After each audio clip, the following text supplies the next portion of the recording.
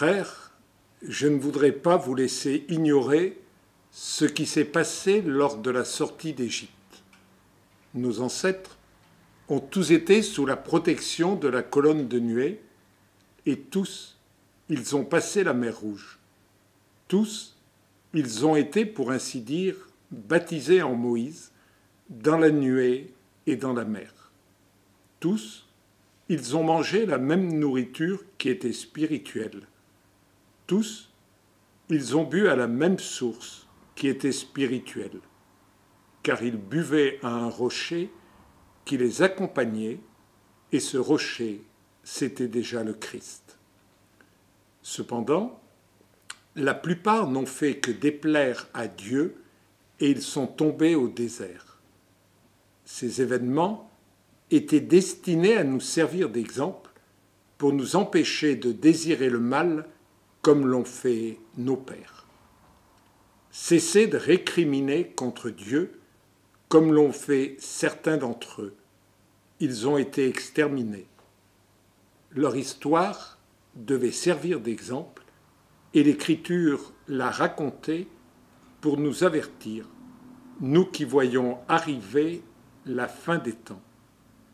Ainsi donc, celui qui se croit solide, qu'il fasse attention à ne pas tomber. Saint Paul écrit aux chrétiens de Corinthe, car ils sont aux prises avec un problème qui aujourd'hui peut nous apparaître un peu lointain et qui pourtant, par beaucoup de côtés, est pour nous beaucoup plus proche qu'on ne se l'imagine. Il s'agit des viandes sacrifiées aux idoles. Sous cette expression, on désigne tout simplement les viandes qui étaient sacrifiées dans les temples et qui ensuite étaient une partie mangée dans les temples et l'autre vendue sur les marchés. Ce problème, en fait, nous cache une réalité et une question qui s'est posée de tout temps aux chrétiens. Quelle est leur place dans le monde? Comment se comporter avec les réalités de ce monde? Et saint Paul, pour faire admettre sa solution, qui finalement peut être facilement résumée par ces quelques mots, il y a bien sûr face aux idoles une liberté totale, mais la liberté, si elle n'est pas accompagnée de la charité, de l'amour, peut provoquer les pires catastrophes. Et pour amener les Corinthiens à son point de vue, Paul va mettre en avant deux exemples. Le sien, il ne demande aux autres que ce que lui-même a vécu. Et là, il va expliquer comment il a un certain nombre de droits et, en fait, il renonce à ses droits. Par exemple, Jésus a dit que celui qui porte l'Évangile doit travailler, peut travailler et vivre aux dépens de la communauté qu'il accueille. Et Paul, lui, va expliquer qu'il renonce à ce droit afin de ne pas faire d'obstacle à l'Évangile.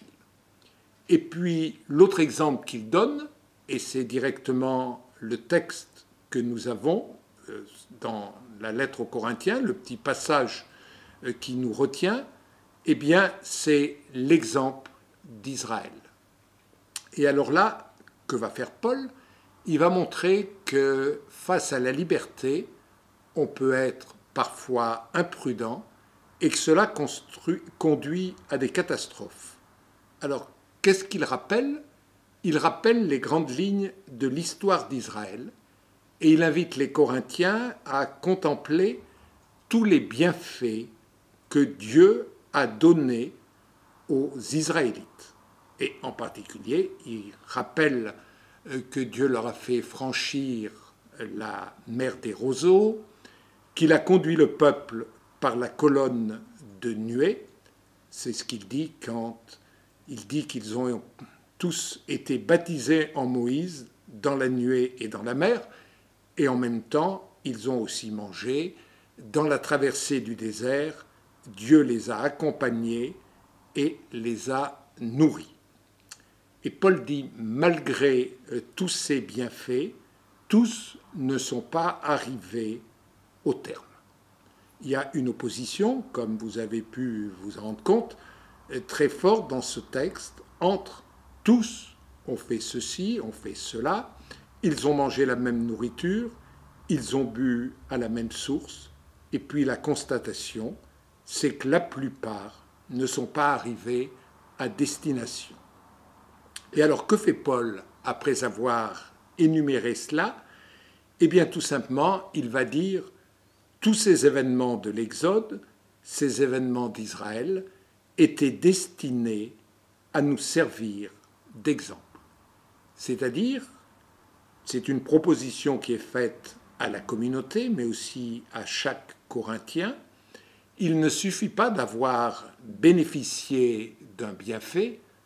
Pour les Israélites, c'était la liberté, mais aussi pour les Corinthiens, c'était la liberté face aux idoles.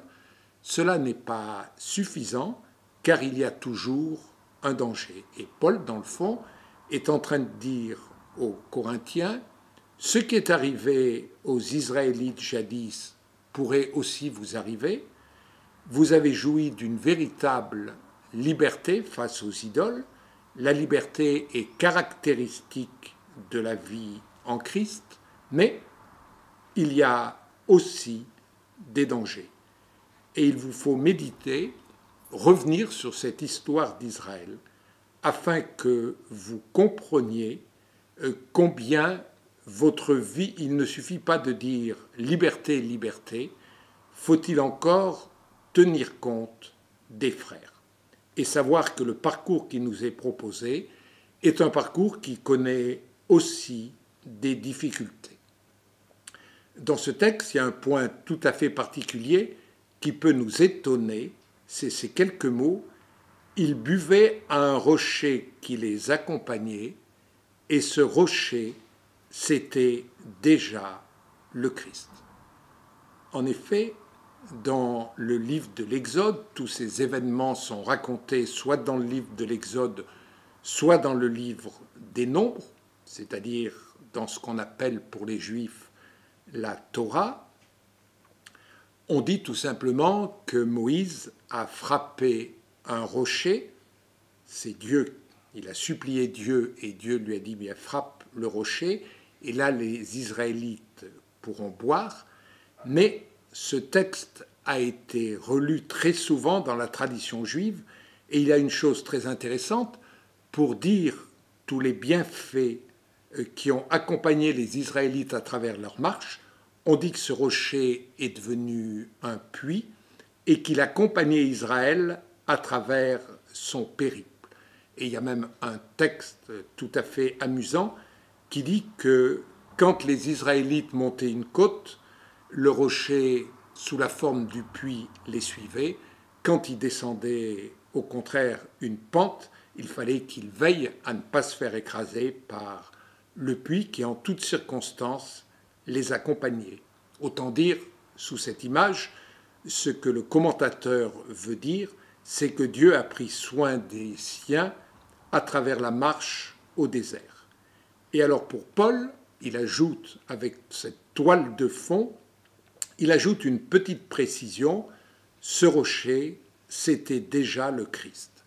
C'est-à-dire que pour Paul, il y a une conviction que vont d'ailleurs reprendre les pères de l'Église et la tradition chrétienne, c'est que tout ce qui est arrivé dans la tradition d'Israël peut être relu à la lumière du Christ, tout simplement parce que tout a été créé par lui, avec lui et en lui.